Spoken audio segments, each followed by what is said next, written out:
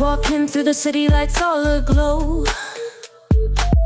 Everybody's got a story to show. Wheels keep spinning, streets overflow. Hustle never stops, we're in the flow. Skylines high like our dreams in the air. Concrete jungle, we got flair. Rhythm of the night, we don't care. Underneath the stars we breathe rare. In this urban jungle we're alive. Heartbeats echo as we strive. Dreams collide where the streets survive. Together we'll thrive, side by side.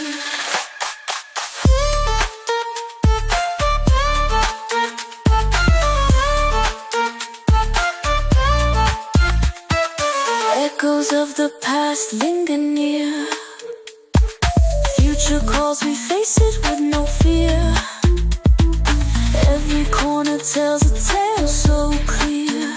In the city, we chase what we hold dear. Shadows and whispers blend in the night. City's pulse beats with all its might. Lost in the chaos, but it feels right. We rise above, reach new heights. In this urban jungle, we're alive. Heartbeats echo as we strive. Dreams collide where the streets survive. Together we'll thrive, side by side. And good afternoon, everybody, and we're here for part 2 of the Te Ipu Wai Auraki General Ward. Apologies if I pronounce it right. So these candidates here are vying for one of the 6 ticks you're allowed. If you can put the camera on there, please, Henry. Joy Campbell would be the better one to have them on. But with every election, there's always one thing stepping away, and that is your vote.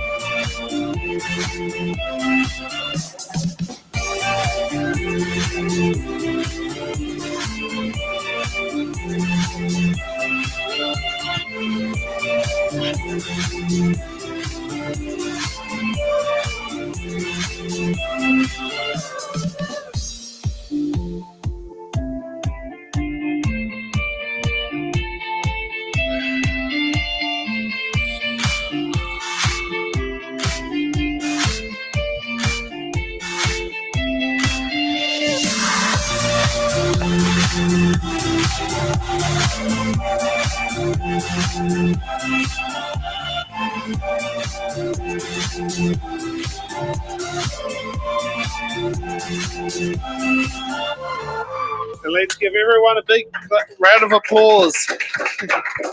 Okay, so we're off for a second start for part 2 of our double debates, because when 22 candidates are standing, we've got to give everyone a good fair chance. And as I say, the opportunity is always there. Let's kick off first with candidates' opening statements. And Ryan, you get to go first with your 1-minute opening statement of why you should receive one of the 6 ticks. Kia ora koutou. Thank you for the introduction. I'm Ryan Gray. I'm standing for the General Ward in this local body election. I think now is the time to unleash the potential of our beautiful place. I believe in doing the basics brilliantly. I think it's important that we have a council that's unafraid to acknowledge the issues we're facing, but be relentlessly focused on enduring solutions that improve our city for all. As a councillor, I really want to fight for investment into the infrastructure, sports fields and community facilities we need to provide the foundations to help our city thrive. I believe in we need more homes and smarter planning to enable houses for all stages of life. We need to be investigating alternative revenue sources to put downwards pressure on rates. I believe we need to reform dog control rules to improve community safety and reward responsible dog owners with reduced fees. We need to ensure everyone benefits from a growing city. This means more jobs and opportunities to retain and attract talent. With experience in the public, community, and private sector, I know how to deliver and get things done. Vote Brian Gray for a better Rotorua. Thank you for that. Next up, Brendan. Kia ora koutou katoa. Hello, everybody. I'm Brendan Davis. I'm going for Rotorua Lakes Council this year. I'm a school teacher, and I've got 30 years business knowledge in hospitality industry. I am passionate about Rotorua, and I believe that council needs a change. It needs someone that can speak and talk practically, look at decisions at different angles, and go out to community and get the voice on community, bring it back to tables and make decisions. I believe in not spending all the money, making financial decisions, sound decisions, linking things to CPI, capping the rates, and securing a city for a better safe environment. This will be in tourism.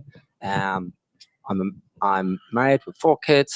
I love Rotorua. I'll do the best for you. I'm honest, integrity, vote Davis. Thank you for that. Next up, Philly. Kia ora, my name is Philly Angus, and I would love to represent you on the Rotorua Lakes Council General Ward. Nearly 30 years ago, I moved to Rotorua to pursue a career in broadcasting, and today I work alongside local businesses, providing marketing, event and management services that support and strengthen their success. My experience in leadership and governance with community organisations further strengthen my skill set. I'm an effective communicator with a natural ability to connect with people and build valued relationships. I'm committed to encouraging local business growth. I'll continue to champion sports, tourism, culture, arts and events, key pillars in a vibrant city and a strong local economy. For me, it's all about people, place and purpose. I believe in working with purpose to ensure that every decision is a sensible and prudent one that is made with our people and our place at heart. Having raised 2 wonderful children here in Rotorua with my husband, I am passionate about this city, our people, and building a strong, thriving future for next generations. Okay, and we got Robert with his opening statement of why he should receive one of the 6 ticks. Good afternoon. I'm Councillor Robert Lee. I've just completed my first term on this general ward. I'm also putting my hand up for the mayoralty, so 2 opportunities to vote for me there. So I'm really concerned that we've had a rates increase over the last 3 years of around 32%. And at the same time, inflation's only gone up 14%, which is quite a lot.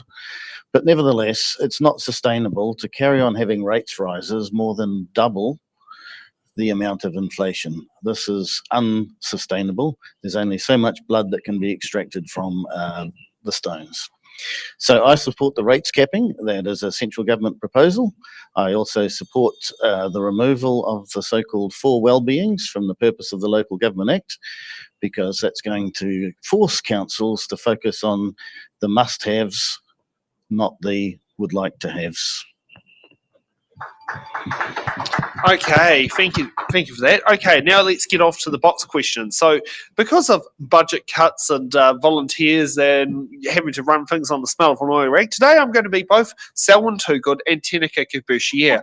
So you're going to have me doing both roles, because sometimes it's what you're going to do. So candidates will still pick questions between box number 1 and box number 28, but I have kept them right here.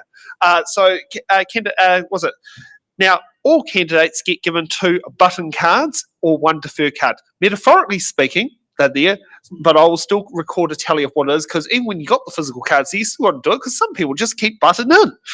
So each candidate gets 2 button cards and 1 defer card, and we'll use our random list order generator to decide which round the questions will go. And Ryan, you get to go first. What box number between 1 and 28? And you can use Te Reo Māori or English with your box numbers.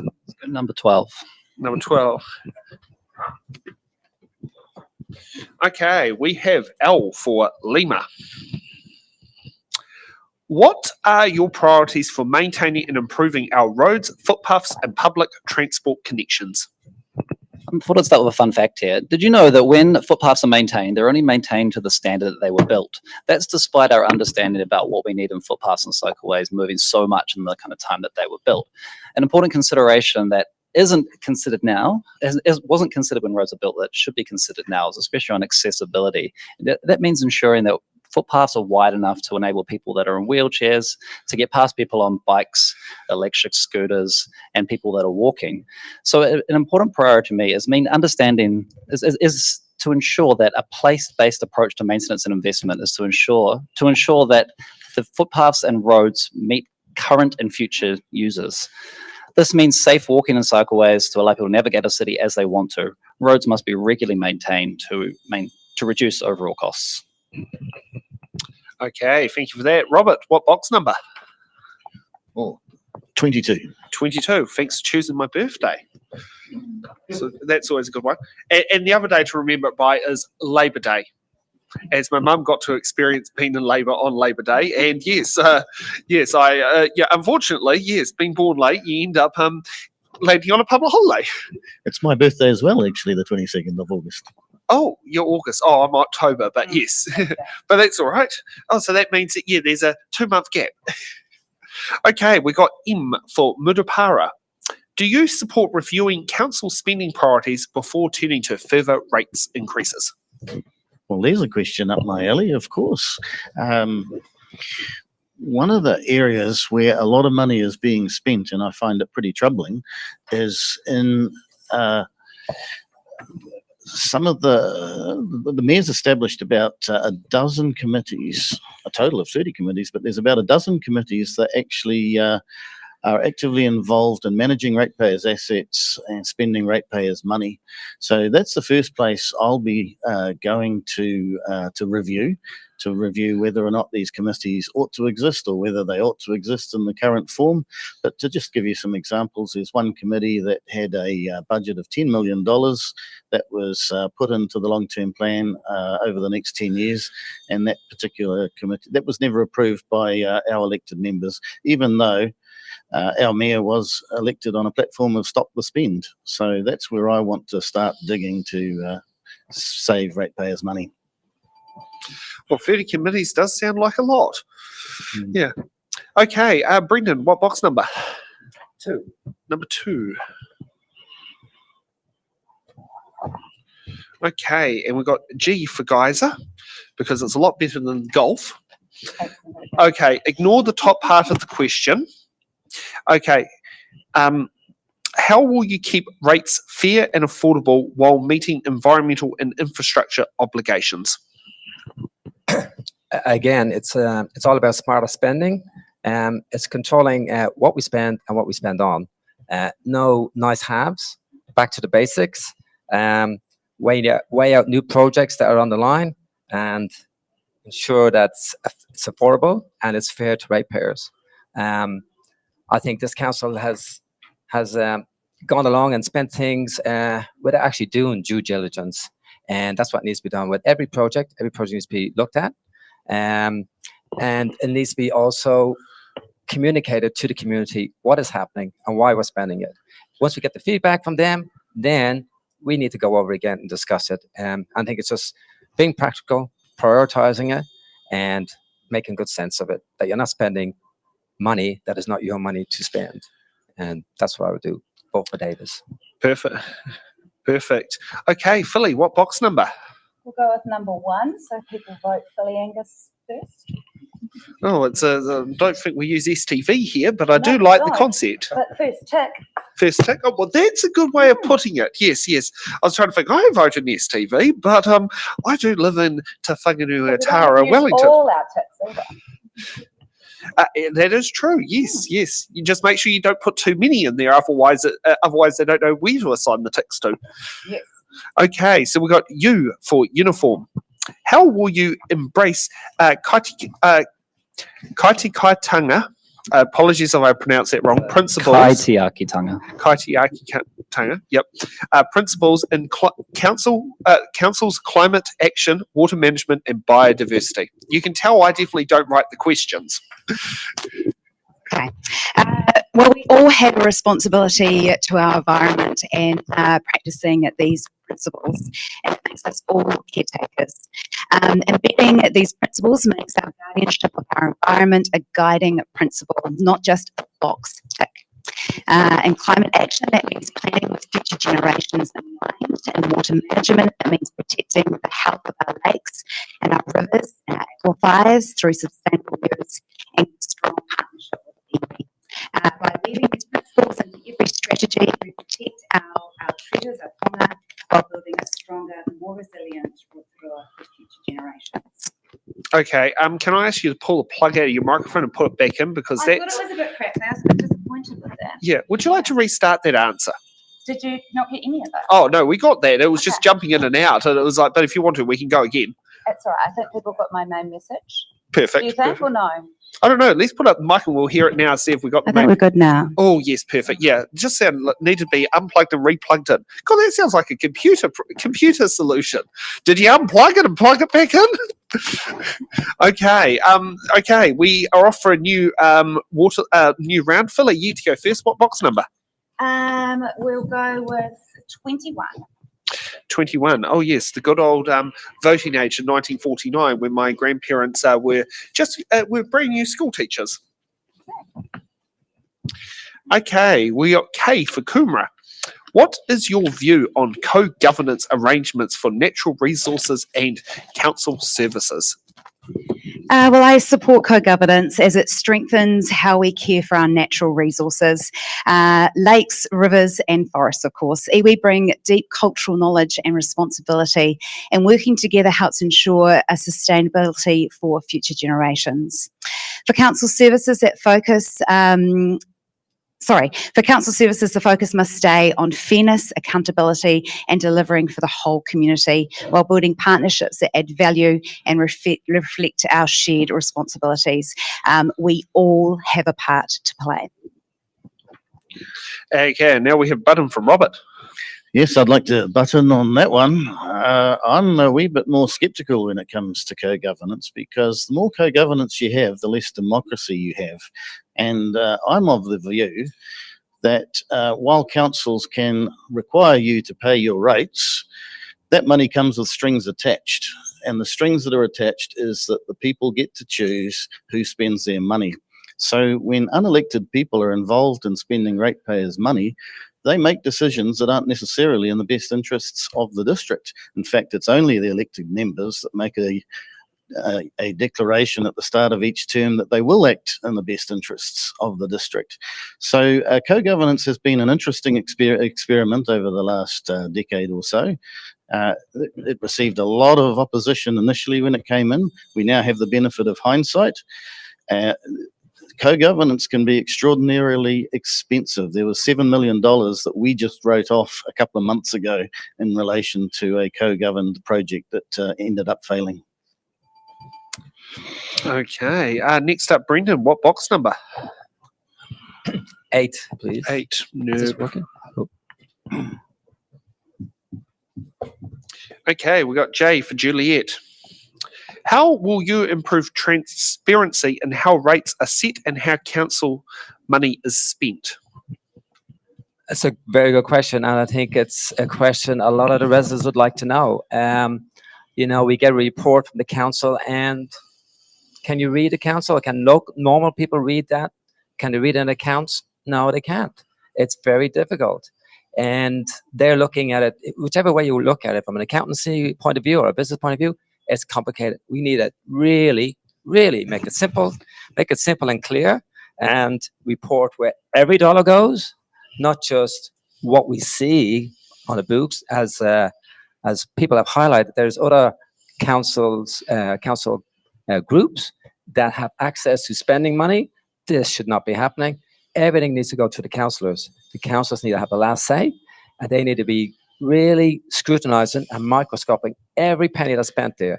And I think having a good conversation with the CEO and making it understandable so all residents can understand what's going on. Okay. Ryan, what box number? 13. 13. Okay, the good old unlucky 13 or lucky 13, depending which one it is. We got Eve Echo.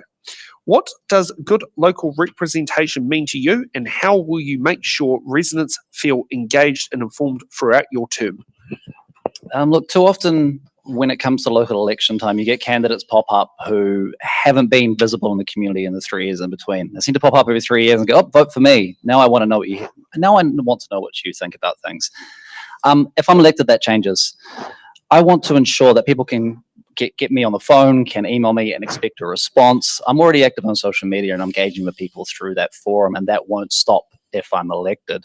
As a council, I want to establish regular opportunities to meet with locals throughout the community to ensure decision making reflects the real needs of our community. As I mentioned, I'm one of the few people that's already engaging through social media, and that's definitely not going to stop. Okay, you're going to use up your second button, Robert. Why not? Why not? Yeah, I think engagement with the community is really important, and I think I hold the most engaged social media accounts, particularly on Facebook. So I'm regularly posting about what's happening on Facebook on council. Can't tell you how many coffees I've gone out with various constituents who've had various issues navigating the pathways of council, and I can say it's also been very helpful when constituents with issues have emailed council and copied me in. That seems to have a good way of getting a result out of council. But I've also championed various major causes, including the Lakeland Queen, Springfield Golf Course, the Tarawera Reticulation Scheme, Rotorua Reticulation Scheme, to get the best results that we can for the community. I'm here to act in the best interests of the community, not the best interests of the council organisation. Sounds a bit like they also do the unwritten rule here of if you've got a submission and you want your councillors to get it in advance of the councillors, you CC the submission in so the councillors get more than that 2-day window to know what you're saying. Well, we get a 7-day window, but gee, you're a lot better than Wellington. Yes, that was one innovation that we got through this term, which was very helpful for elected members. Oh God, yes. Now, with tradition with it's in the ballot, once you finish a button, usually the candidate is the next person to pick a box number. What box number? Let's go for number 7, shall we? Go for number 7. Yes, remember not to put 7 ticks on your ballot paper if you want your vote to be counted. Okay, we got P for Papa. What role should council play in protecting natural areas and biodiversity while supporting economic growth? Yeah, well, this one brings to mind my efforts with the Lakeland Queen, because, I mean, that's a great ecotourism venture which can take upwards of 100, almost 200 people on board for a trip around our beautiful lake in the middle of our beautiful caldera, with the best views in town, frankly, and people take only photos and don't even leave footprints. So the difficulty they have had in getting back on the water has been considerable, and I'm talking about both the previous owners and the new owners, and council's processes should simply not be that difficult to navigate. And unfortunately they are. There's probably issues there in the district plan, there's issues within the culture of the organisation, and there's broader issues as well. But that's just one example of how we can promote economic growth while preserving our biodiversity. Okay, now we've got 8 questions down. Let's get off to a new round. Ryan, what box number?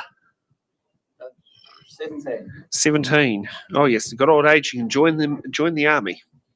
Well, actually, all of the militaries actually, but the army is the one that everyone seems to think of. I for India. How can the council contribute to civil defence and emergency management in your area? Benjamin Franklin said something along the lines of not having a plan is planning for failure. We need to ensure that we're planning well to prepare the Rotorua for any kind of civil defence emergencies that are likely to come our way. This means partnering with the likes of the regional council, iwi and other community groups to ensure that they know what to do when when emergencies strike. Climate change is real, and it's happening, and it's having a vast effect on our weather right now. So we're only going to see more flooding and serious incidents into the future. Rotorua is surrounded by pine tree forests. What's the plan if a fire catches on? I've heard that we only have about 3 days of food in Rotorua if the roads stop. These things need to be planned for and prepared for. That means making proper investments into both the human resources and the physical infrastructure to make sure Rotorua is ready for whatever's coming our way. You start learning some new things every day. Brendan, what box number? 15. 15. Oh yes, who got their driver's license at age 15? Yep. Yep, same with me here. Straight out of the Weet-Bix packet. I was going to say, it was literally had to wait for my passport to arrive to use for ID for it, and literally less than a week got the learner's license. Yeah, because my first passport, my first driver's license were issued around the same point. And it's quite funny, both my passport and my current driver's license expire within a week of each other. Yeah. Okay, we got T for tauranga. How would you balance long-term asset renewal with keeping rates manageable? Unfortunately, this is all to do with financial planning. It's prioritizing vital renewals, things that need to be on top of the list, and protecting those renewals, spreading investment over time so that essential services are maintained without affecting the rates. And I think when, everything in the council, it has to be back to the rates. That's what people are all on about. So you need to be looking at rates. What's this going to do to the rates? What percentage of rates is going to put up? And then make a decision. But keeping those vital ones that need to be done first, getting them out of the way. And then if we have more money to invest, or we can get some partnerships, that's what we do. We invest it. And just practical accountancy. Both Davis. Thank you. Okay. Philly, what box number? 28. 28. Okay, we got in for November. How will you ensure safe, reliable drinking water and wastewater services for our growing population? Well, government's local water done well reforms will see council retain responsibility for these services. That means that we need to be investing wisely in modern, resilient infrastructure, maintaining higher standards, and plan for upgrades before problems arrive. This is also our biggest decision that is coming to council in this coming term around the CCO organisation. So we need to properly investigate that CCO option and engage with community and iwi around the most appropriate model for our district, while keeping conversations with other districts open and transparent also. We've had significant investment leading up to this point in our water, and we need to ensure that we're not picking up the tab in other areas if we do go into a collaboration with them that haven't been so active with their water services. Protecting water quality is about public health, it's about our environment, it's about our future, and it's about our well-being. We must be ensuring that we are making the best decision around this matter. Okay, thank you for that. Robert, what box number? How about number 2? Unfortunately, it's taken, but we can take number 3. Good enough. And if you're on the Māori roll, that's how many ticks you put on your ballot paper.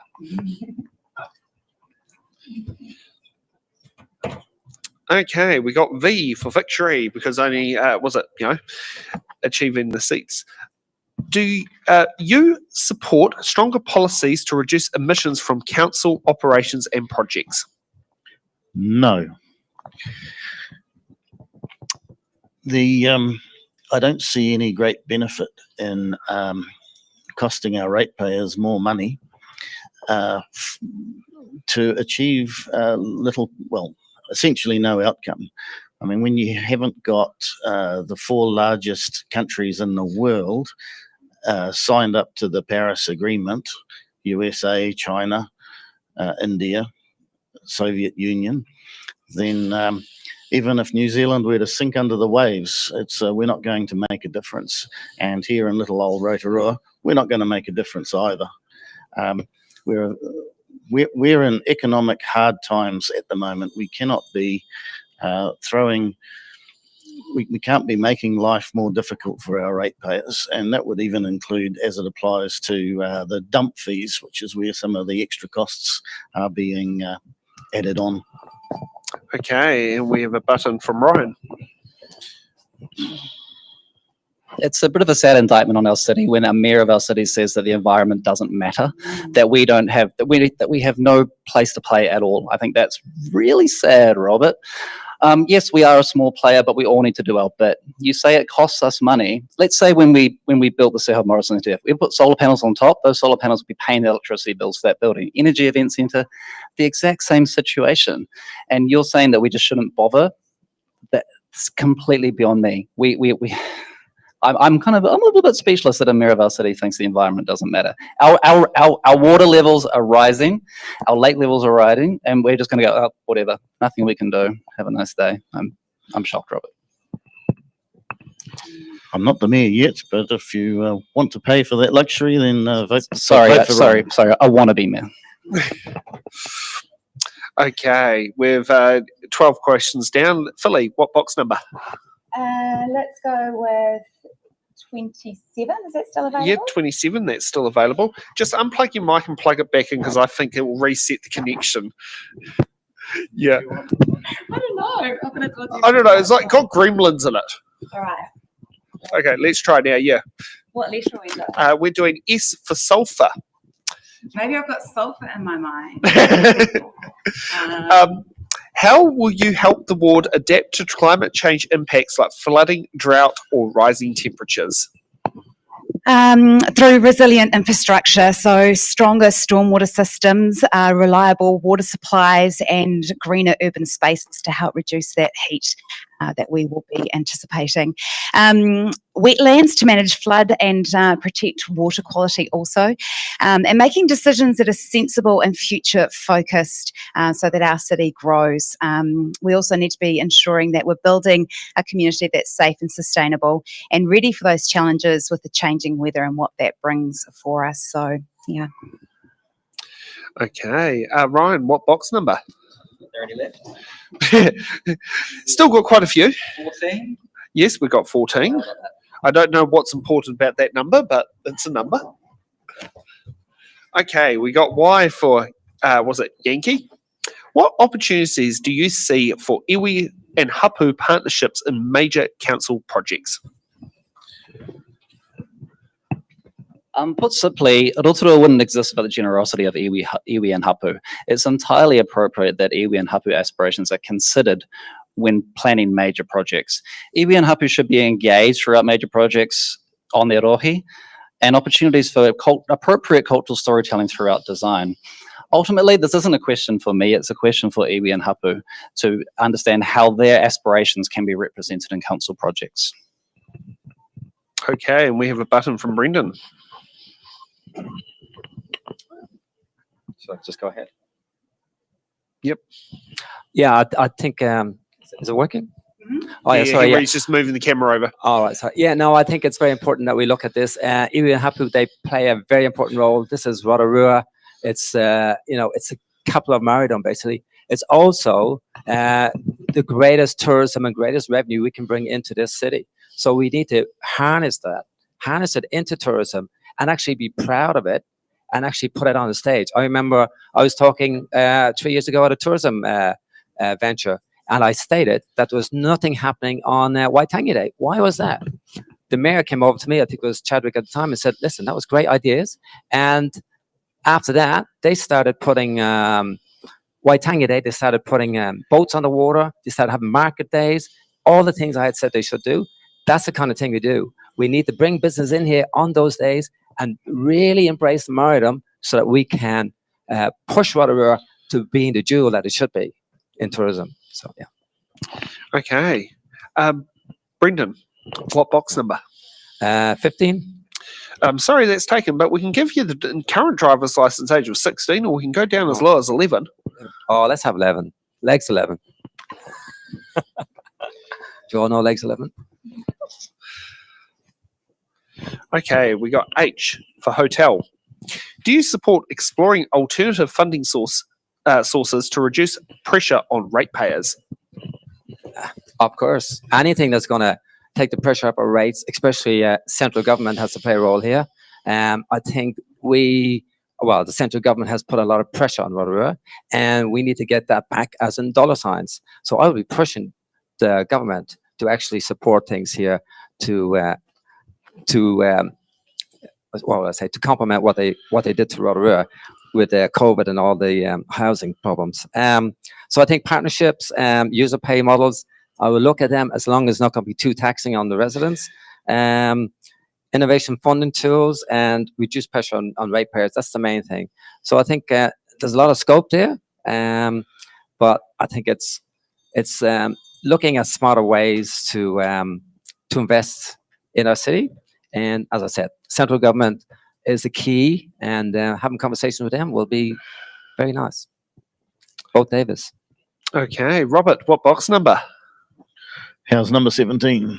Unfortunately taken. You can Well- get the voting age at 18. Or you Okay, can go, let's do 18. okay, we got Q for Queen Elizabeth II. How will you ensure that Māori heritage and wahitapu are protected in urban development projects? Slightly leading question there, but that's okay. I recall earlier this year, there was a particular hapu who took offence to the Tarawera reticulation scheme coming through past their lake, Raitakahi. So that was unfortunately litigated through the courts.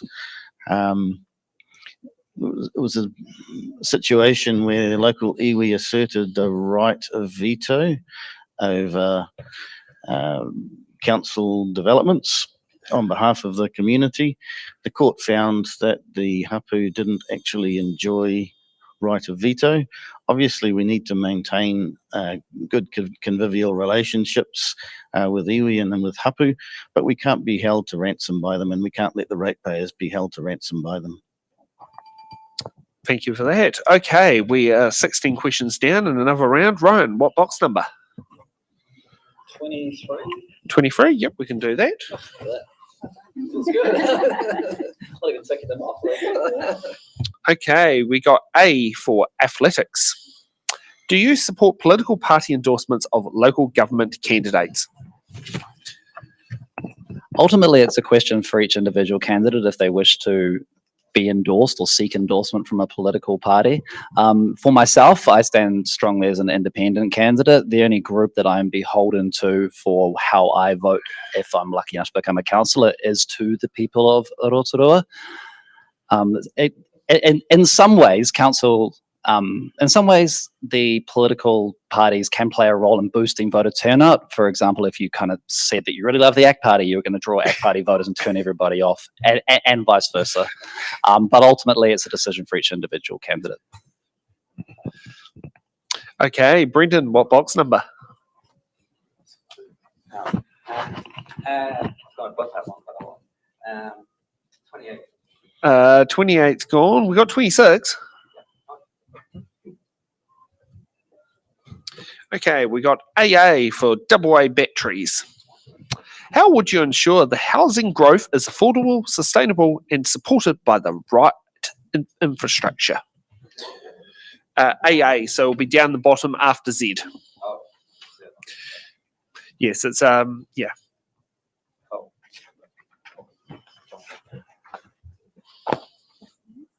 Next page. Just above the hard hitting questions. You might have to wing it. We can ensure the housing growth is affordable. Okay, so how to ensure housing growth is affordable, sustainable, and supported. It's planning for growth. I think this council has actually gone a bit too far in its developments. And I think first thing was taking us off the accelerated growth. I think we need to take us off that. I don't believe Rotorua is going to grow that great, and I'd like to see and revisit those numbers because I believe they're wrong. So as well as that, getting developers to contribute with infrastructure costs, and ensuring new housing areas are safe and not just putting where there's rivers coming along.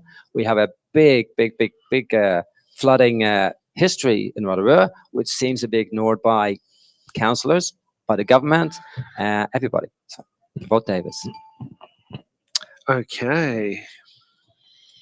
And next up, Robert, what box number? Gosh, what's left? House 23? Unfortunately taken, but you can have 24. There's Excellent. also the old drinking age of 20. I'll stick with 24, thanks. 24? Couple dozen eggs, yep. Oh, I like that one. That's something a bit different. Okay, we got F for Foxtrot.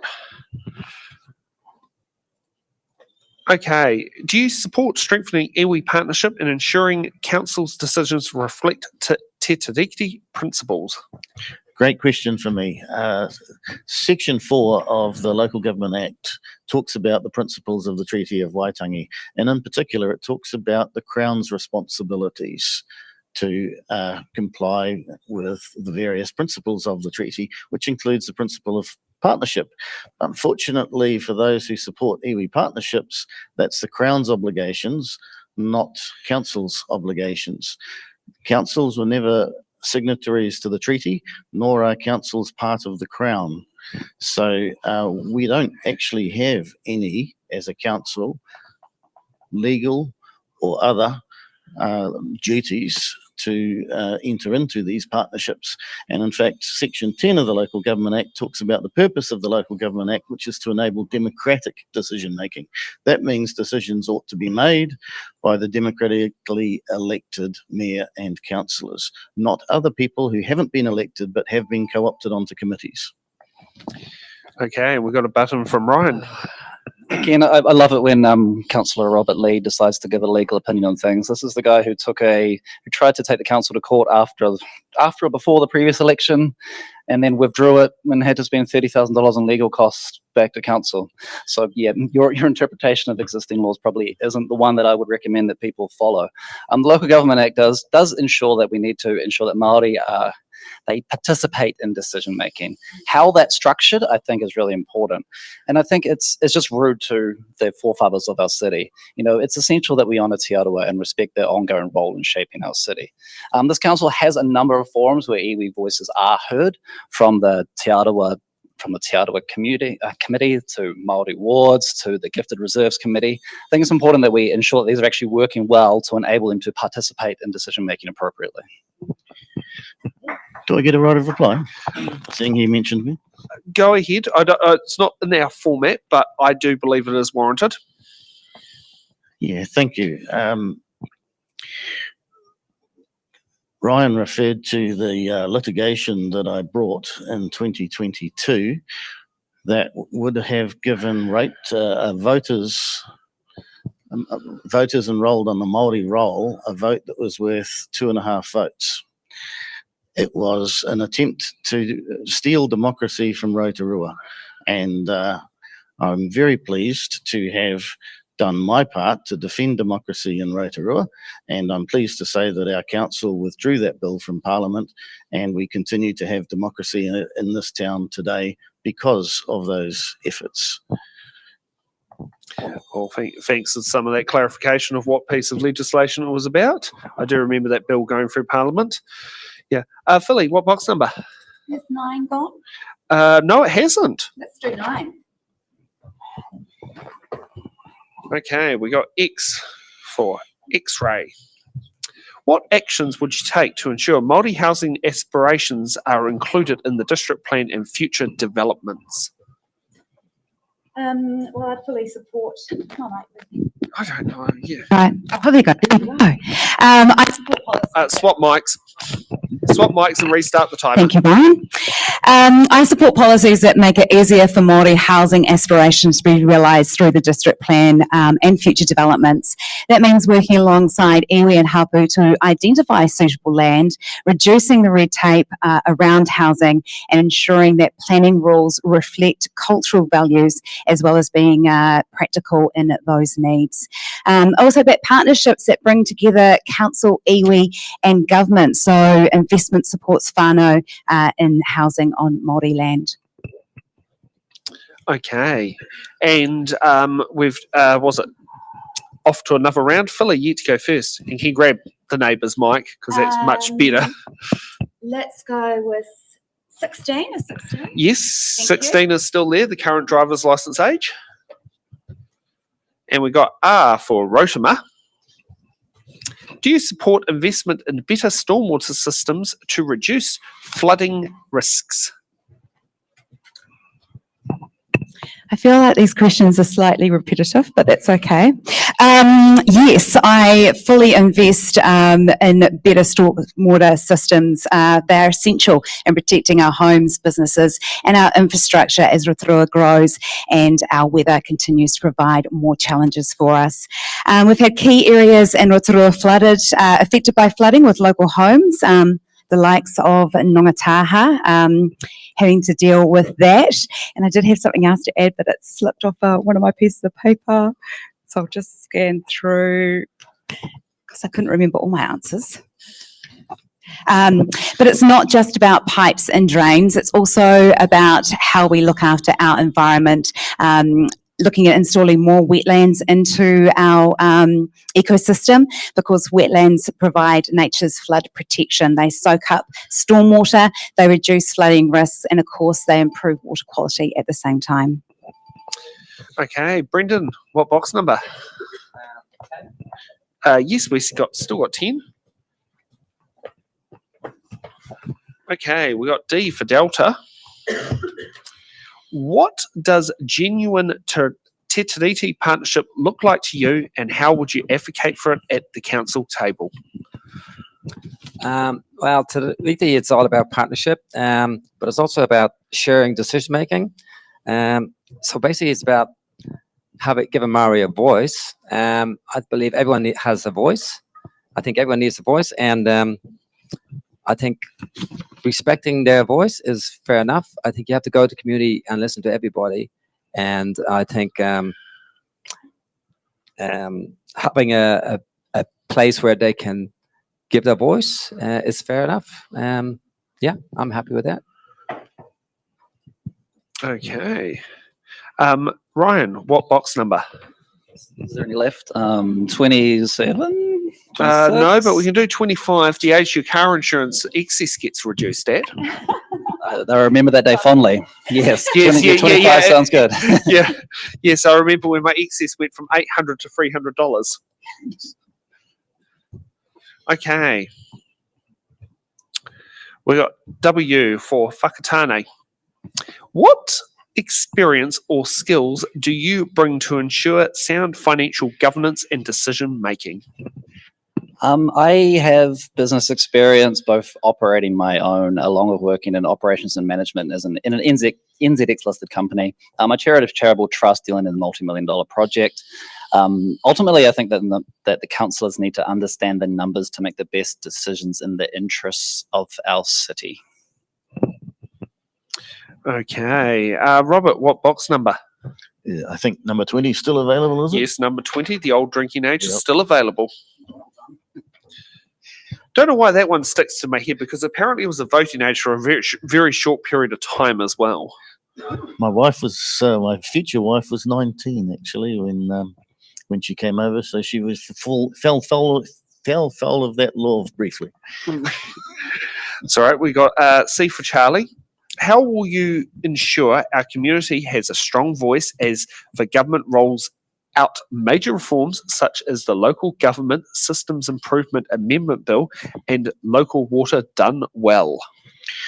Well, I do support the system amendment bill. That's the one that's going to remove the 4 well-beings and focus council's attention on the local decision making, democratic. It's important to be able to make submissions to Parliament, submissions that are persuasive. I've done at least 2, if not 3 this year. I'm pleased to see that I did put a submission in about terms being extended from 3 to 4 years. And that seemed essentially my arguments were adopted by the Select Committee, and the Select Committee, I'm sure there were other people making the same arguments, but those were arguments that were adopted by the select committee, and it looks like there's little support for that. But it's just about knowing how to make submissions to government that are actually effective. Perfect. And I certainly know we as an organisation also submitted on that select committee as well, and I was the fun part of having to go there and do it in person. Mhm. Yeah. Okay, so we've got another round. Brendan, what box number? What's left? 4, 5, 6, or 19? Let's take 19. 19. Yes, the age that has no use whatsoever. Okay, we got Z for Zulu. What are your thoughts on rate capping? Rate capping, I'm all for rate capping. That's what will be focusing on if I get to council. I'll be capping the rates to the CPI. People need to know that the rates are not going to go up financially way too much than they have in the last 6 years. So that's a priority of mine, is to work on the capping up the rates. I know people may be worried that this may change the balance of the books, that we might have to do user pays, but I'm not really keen on user pays. We'll look at other issues rather than user pays. There is other things to get more revenue into the city, and that's what I'll be looking at in a tourism way. So yeah, it's keeping rates fair and sustainable, and making sure that residents are, they have safety and understanding that the council is doing the best for them. In their interest, the whole interest of the whole place. That's it. And we've got a button from Philly. Capping rates sounds great on paper, but at what cost? We really need to explore what that fallout from rates capping would mean to our city. What other costs we need to be offset to cover that gap, which would probably see an increase in user pay facilities, including community facilities like the Aquatic Centre and also the library. Rates capping also removes the control from us on a local level. I believe the Rotorua Lakes Council can focus on rates affordability without heading down the rates capping path and being dictated to us by central government. Okay. Ryan, what box number? 4, 5, or 6? 6. Let's go for 6. Okay, we got O for... Was it first name? It comes to my head as a Potiki, but if you've got an O that's a bit closer, feel free to use it. Do you support borrowing to fund major infrastructure, or should we focus on a pay-as-you-go model? Pay-as-you-go would be interesting, because that would probably increase rates by thousands every single year if we wanted to pay for it. I kind of think it should be a mixture of the two. Infrastructure which benefits multiple generations should be paid for by multiple generations, and debt is the best way to achieve exactly that. The cheapest way to invest is today. Costs go up. I mean, to the last question around the rates cap, if we cap rates the price of inflation, that wouldn't consider that building costs go up 30% every year. Wouldn't include that bridge building costs have gone up 60%. So we need to ensure that when we invest today for tomorrow. Okay, Robert, what box number? 4 or 5? 5. Okay, and we got B for Bravo. How would you stand up for your community interests if it differs from your own position? I've had a number of constituents come to us with issues that I don't agree with, but that doesn't stop me from giving them the best advice I can as to how to navigate council's processes so that they can make the best case they can for whatever it is that they wish to pursue. One of the things that I managed to get across the line this term was opening up the public forum, which was a part of our standing orders, but not a part of our agenda, and it just hasn't been a part of Rotorua Council's agenda ever. But that allows anybody, any member of the public, to come along and make their case and present an issue to council. I've also helped people put together a number of petitions. Once again, they get the opportunity to make their case in front of all of the councillors, and that's a way that we can get the ball rolling. Whatever your view, I'm going to support you through your democratic processes to make your best case. Okay. And Philly, you can choose box 4. What box number would you like? Could I please have box 4? Box 4, no problem. Now, I'm not sure, there has been a slight modification to the sheet that shouldn't have happened, but in the original list that should have gone out, for AB, it had, how will you support Māori economic development and local businesses in the region? But I'm not sure if that ended up on the run, because I realised there was a copy and pasting error between when the sheet was made and the sheet was sent, and after the sheet was sent out, because you know how we do live sheets here. I understand that. I didn't see that update. Okay, But I can speak to it. sweet. Yeah. So encouraging Māori economic development. Is that the question? Yes. I just can't see it on the screen, so I just want No to make problem. sure that I've got it. Oh, you haven't got it either? No, because the Oh, slide... we're both flying off the seat of our cuff and, you Yes. know, okay, that's all good. Rotorua is so rich in phenomenal Rotorua businesses. We just have to look around our CBD. We just have to look at our tourist industry here, and people doing amazing stuff for Māoridom, which is brilliant. In fact, I was invited to Tapuia on Saturday night and attended Marama, which is a amazing collaboration between natural environment in the Whakarewa Thermal Village. Also, Tapuia also has that biodiversity with the brown kiwi that they supporting there. And then, of course, the economic development, they're adding this another attraction that is going to be seeing our manahiri and our locals being able to enjoy a fantastic evening experience, enjoying Maisie Rika music, beautiful laser show through that geothermal area. So I really believe that that economic development with Māori is really, really strong here in Rotorua, and definitely something that we should be supporting and ensuring that that growth rises, because when we have business growth and economic development, our whole community is buoyed and lifted up, and that's got to be good for people, it's got to be good for place, and it's got to be good for purpose. So yeah, love it. Perfect. Okay, candidates. Now, we normally take a half an hour break here, but do we take not half an hour break, a 10-minute break? Yeah. Or should we roll straight into hard-hitting questions? I think we can roll straight through. I'm happy to roll straight through. Couple minute break, 5-minute break. I'd like to take a Need to head pit stop if I may. Okay, Henry, are you able to put on the break slide back, and we'll be back in 10 minutes' time for hard-hitting questions. You'll have to put that on XSplit, not on wrong screen. No. That one? Yeah, it's on XSplit. Yep, there's an air break option. Yeah, and then select one. And what we want to do here is we want to for candidates to introduce themselves. So do we have a preferred? Who should we start off with? I'll tell you what. Let's start with. Have we got the Prime Minister?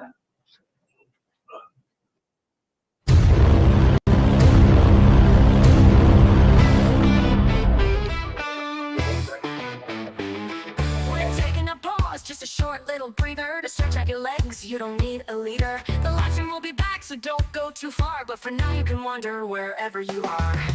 Intermissions aren't really a thing anymore, but we think they're cool, a tradition to adore. A moment to breathe, have a laugh, maybe chat. There's magic in breaks, and we're keeping that. Head to the lobby, your kitchen with glee, for snacks that are tasty and drinks. Fill up your plate, pour a glass, take your time, then come back refreshed. We'll resume on a dime.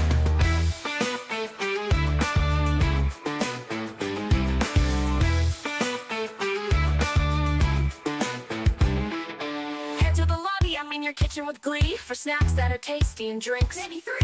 Fill up your plate, pour a glass, take your time, then come back refreshed. We'll resume on a dime.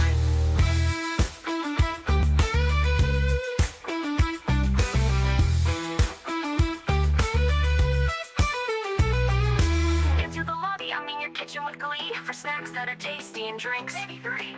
Fill up your plate, pour a glass, take your time, then come back refreshed. We'll resume on a dime. Your kitchen with glee, for snacks that are tasty and drinks. Fill up your plate, pour a glass, take your time, then come back refreshed. We'll resume on a dime.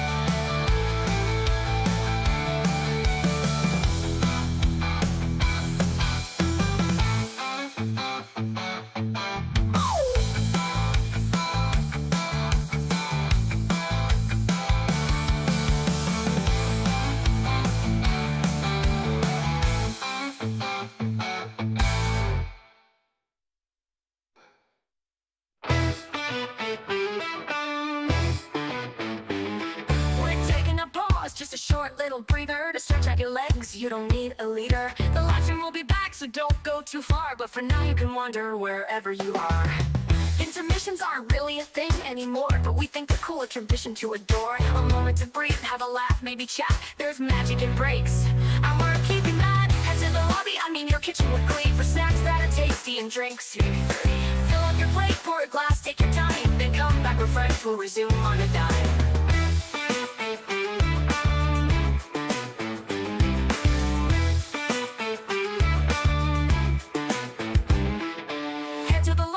Your kitchen with glee, for snacks that are tasty and drinks. Maybe 3. Fill up your plate, pour a glass, take your time, then come back refreshed, we'll resume on a dime.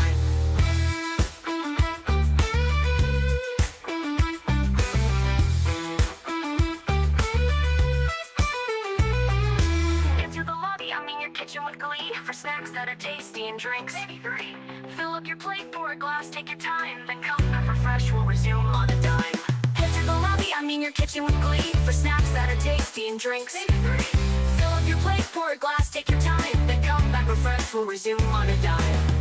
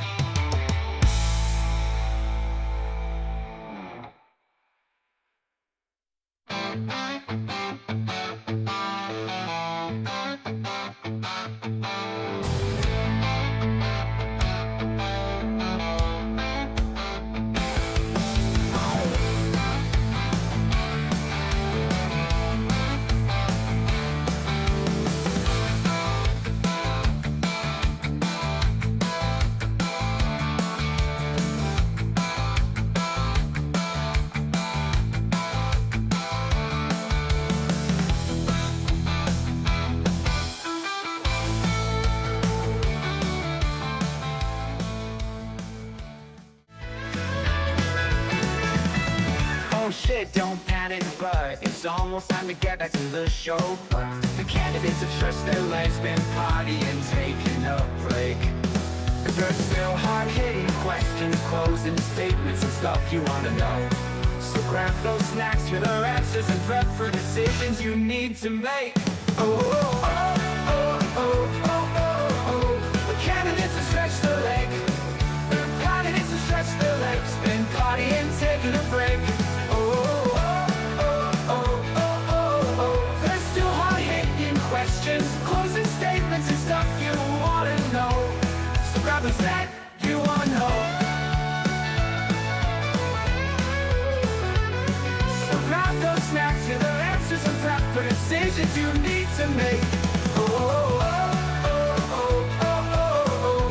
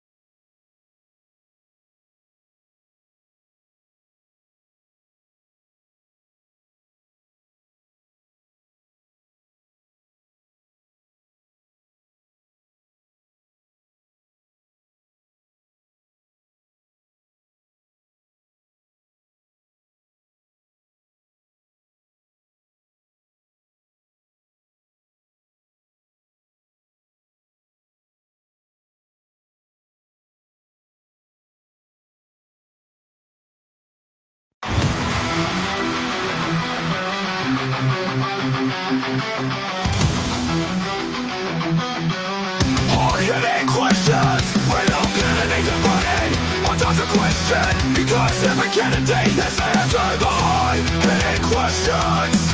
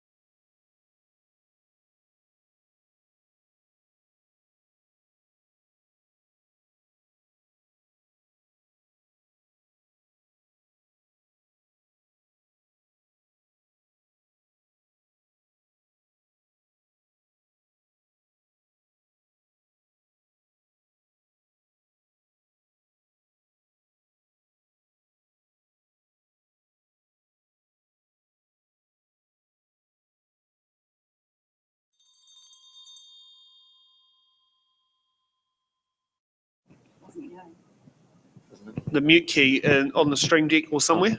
I don't know. Paul's just messaged me there's no audio coming through. Oh.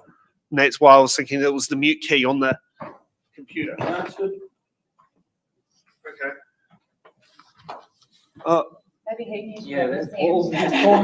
Yeah, I don't know. Yeah. He's now messaging me back. It's coming through now. Okay, Brendan, let's start again.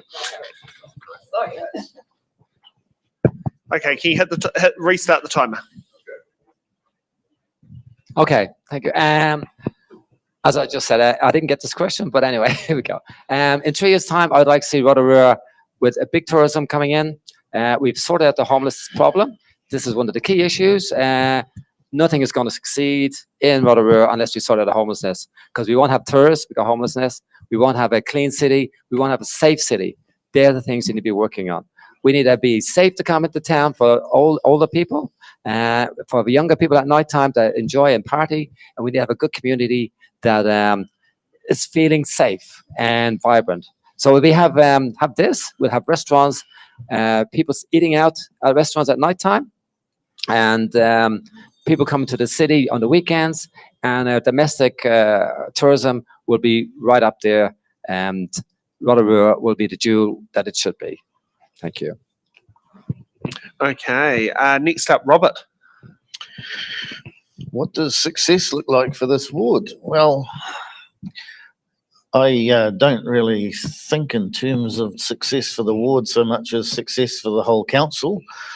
I think one of the things this particular term has done reasonably well is we've maintained convivial relationships despite there being some differences of ideologies and perspectives.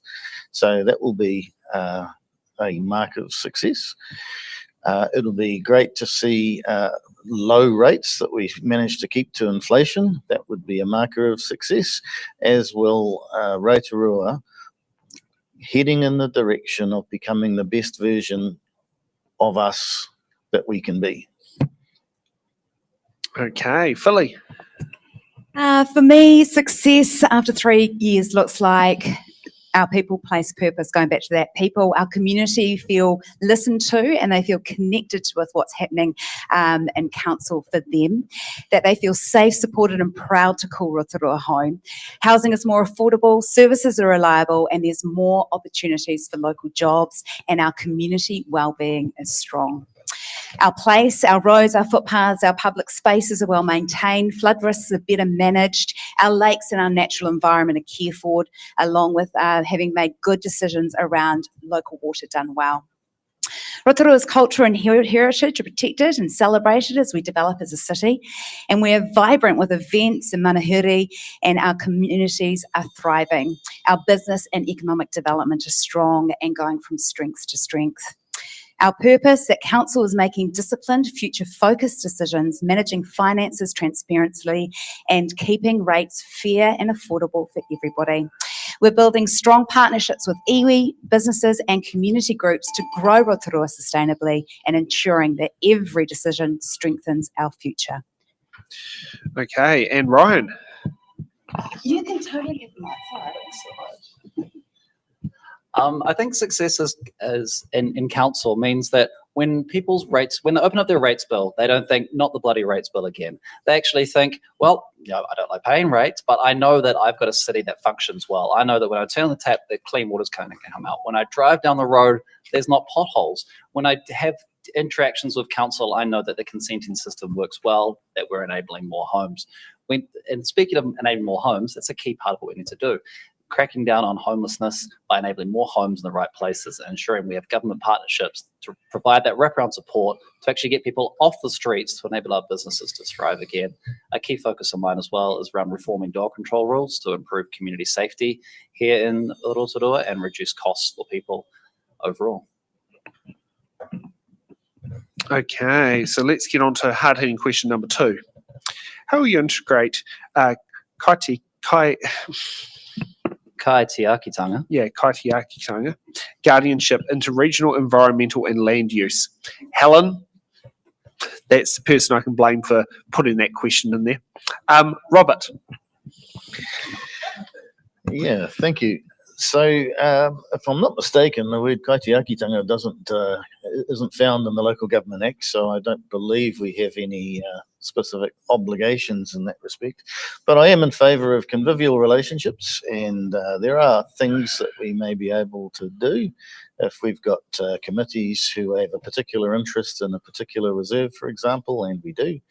There may be opportunities for them to feed back to council with their recommendations as to how best we can assist them in terms of spending money. But that money must and always should be spent by the elected members and not by unelected people co-opted onto these committees. Okay, Brendan. Yeah, so the guardianship of the lakes, the rivers, and all that, that's part of Maridom, and it's part of respecting that we are in basically the capital of Maridom, Rotorua, and so that goes hand in hand with decision making, asking people in those groups, those iwis, what they need. We do have a big decision coming up with the wastewater, and we're going to have to engage with iwi to sort out that problem. So that's just part of council. It's part of council life. So it's just a matter of getting those people around the table and coming together with a agreement that works both for all the people and all the residents and all the interested parties. And of course, I'm a fisherman. I want to clean those lakes, I want to clean those rivers, and I want the schools involved and all the young people involved and make Rotorua's waters beautiful and clean. Thank you. Okay. Philly. I'd just like to start by saying, just because we don't identify with a word, it doesn't mean that we're not responsible. We are all guardians of our environment and our land use and those decisions that we will be making moving forward. That means protecting our lakes, our forests and our whenua for the long-term health of future generations in mind, not just short-term gains. Iwi and hapu must be genuine partners in planning, bringing Maridom alongside science and community priorities. By weaving it into council strategies, we can balance growth and protection, ensuring that Rotorua develops in a way that honours our environment and celebrates our cultural identity. Okay. So let's get on to hard-hitting question number. Sorry, Ryan. Yeah. Sorry, yeah. No, for some reason No, I you're thought good. I've got there, but no, all good. It's kind of fascinating that the mere instance of a Māori word sends one of our candidates into a rant against Māori being involved in decision making. So kaitiakitanga, in my view, means making mokopuna decisions. That is decisions which ensure long-term sustainability and community benefit. Mokopuna for those who don't know, means children, grandchildren. So it's simple. As a councillor, I'd be more focused on long-term benefits. I'll start again. I would be more focused on long-term benefit of investments as opposed to my electability in 3 years' time. A wise man plants a tree knowing he'll never sit in its shade. Government means doing what's right by nature and right by those who will inherit our city. Okay, now let's get on to hard-hitting question number 3. What is your position on retaining Rotorua Lakes District Council Te Ipu Wai Auraki Māori Ward, and why do you hold that position? And Brendan, you get to go first.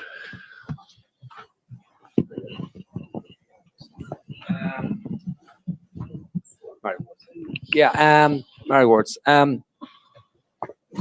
I think Rotorua is a unique place with Māori wards. I think the Mayor Tapsell has said that she didn't want them.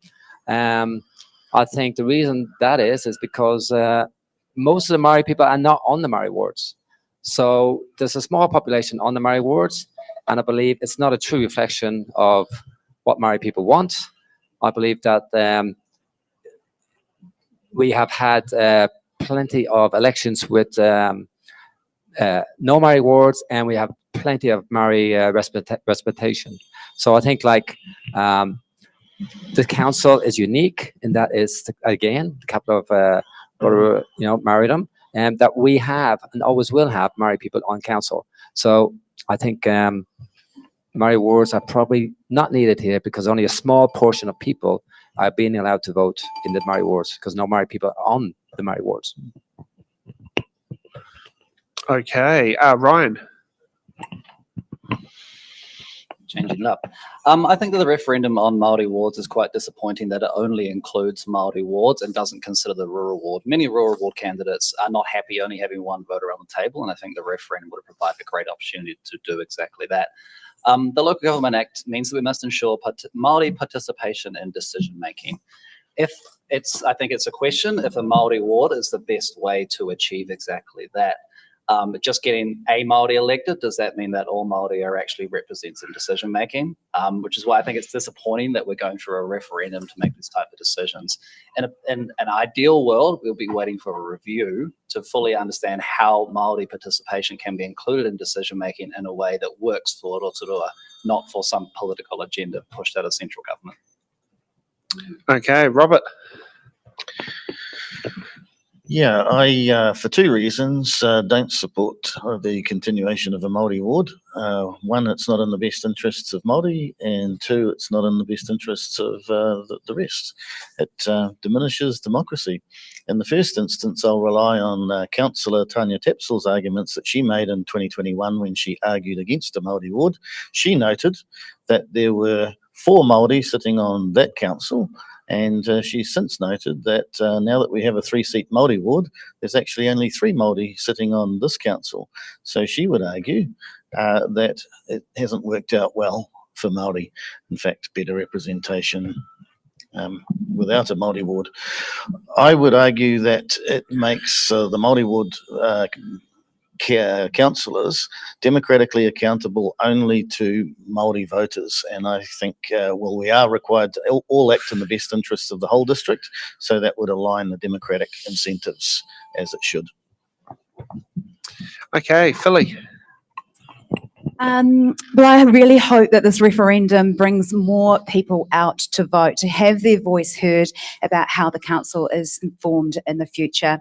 I support Māori ward seats, as I support and value Māori voice, knowledge, and full community representation at the table.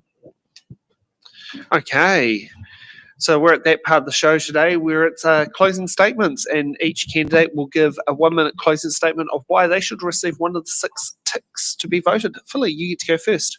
Oh, I'll find my notes. That's all good. That's all good. I wasn't ready. That's what random order sheets do. Keep everyone on their toes. Rotorua is at a turning point, and the choices we make in the next 3 years will shape our city for generations. I am standing because I believe I'm a great representation for you on council, and I will always lead with people, place, and purpose at the heart of every decision. People, our community, our families, our retirees, our young people deserve safe, vibrant communities, affordable housing, and opportunities to succeed. Our place, our lakes, our forest, our roads, our public spaces must be cared for and invested in so Rotorua remains a place that we are proud to call home. Purpose. Every single dollar must be wisely spent with transparency and discipline to build a sustainable future. I bring governance experience, community connection, a commitment to listen and to act with integrity. Together, we can build a thriving Rotorua that is resilient, one that honours our past, meets today's challenges, and creates opportunity for tomorrow. Kia ora, my name is Philly Angus. I would appreciate your support and your vote for people, for place, and for purpose. Vote Philly Angus, your voice at council. Ngā mihi. Okay, thank you for that, Ryan. So I think that we've seen tonight that we have a bit of a stark choice between who you want to elect. I'm standing on a platform of moving Rotorua forward. We all know that Rotorua is one of the most beautiful places in the country. The lakes, the forests, the people, and our culture that attract millions of visitors every year. And it's a place I'm proud to call home, but it could be even better. Everybody deserves the opportunity to thrive. Council needs to get the basics right. Sensible planning to enable more homes in the right places, investing in quality public space and parks to be proud of, building infrastructure to ensure our children inherit a city ready for the future. We also need strategies to put downwards pressure on rates. I believe that Rotorua can be the best place to raise a family, start a business, and get ahead. As a councillor, I'd be unafraid to acknowledge the issues we're facing, but be relentlessly focused on enduring solutions which improve our city for all. With extensive experience in business, community, and public sector locally and internationally, I know how to deliver and get things done. Vote Ryan Gray for a better Rotorua. Okay. Robert. Yes. So in 2022, at the previous election, Rotorua voted for change. They voted for 7 new councillors out of 10. I was one of those, and I have made some progress towards changing and moving away from that particular era. I think tentatively at first, but more enthusiastically as this term has progressed, our council has gone sliding backwards into the kind of politics that epitomised the previous era. So I've been working hard to bring about the change over the last 3 years, and I'd like to bring us forward as a city to a whole new place of thriving and freedom and gloriousness for our wonderful city. Okay, and Brendan. Thank you. Yeah, so I'm standing for the council. I'm a hard worker. I believe in honesty, integrity, and being open. And I think that's what this council needs to do. It has started to open up a little bit. People can have their voice now at council a little bit more. I want to encourage that more. But what are we suffering? It's not looking good. It looks not clean. It looks really shoddy, actually. And it needs to be taken a step further. It needs to be really cleaned up. It needs action. And I'm the man to do that. I'm going to be fighting for you guys. I'm going to keep and try and cap the rates. I'll be pushing that big time. So it's affordable. The other thing is tourism will come in. Businesses will move. And let's sort out the parking, which has been a nightmare for businesses, for the inner city, for everybody. So let's get things done. You want it done? I'm your man. Bye. Thank you for that, and thank you for our candidates for participating on It's in the Ballot. It's not easy to jump in front of a camera to sit down there and put your views across to the world for everyone, not just to see now, but to see right up until election day. But thank you for sitting there doing it. Can I thank our audience members for participating in the show? And can I also thank Henry in studio, Paul, who's doing remote editing, Stacey, who's done the graphics, Laura, who's done the posters and the social media advertising, Helen for doing the questions, Carol for doing the playing card social media aspects of it to sit there and bring these shows. I'd like to say that It's in the Ballot Productions. We're an independently funded non-profit organisation run on small dollar donations. Today's cost to run these It's in the Ballot shows has cost $450 to run it for the venue hire, $14 for the Starlink internet connection, $31 for the Restream hosting services, $100 for fuel and $50 for refreshments.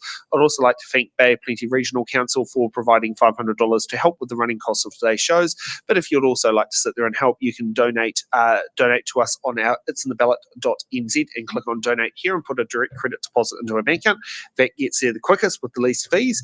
If you're on Eventbrite, you can also get a koha ticket or a koha without admission option that can sit there and help run the costs of these events. If you're also, you can do a give a little donation on there and put a give a little donation into our show. If you're watching on YouTube, you can do a YouTube super chat if you're watching live, or if you're watching afterwards, you can do a YouTube super thanks, and that can help fund for it. And I am wearing one of the 2025 It's in the Ballot shirts. If you'd like to buy that, you can head to our I think we've got the link in the description to Print Mighty, who is our t-shirt manufacturer, who who can have these shirts printed on demand and chucked on the courier, usually within 48 hours after ordering for that. So that's it from here. We'll be back at 7 p.m. for the Rotorua mayoral debate. But thank you for watching, and we'll see you at 7 p.m. Can you hit the closing credits key, please, Henry?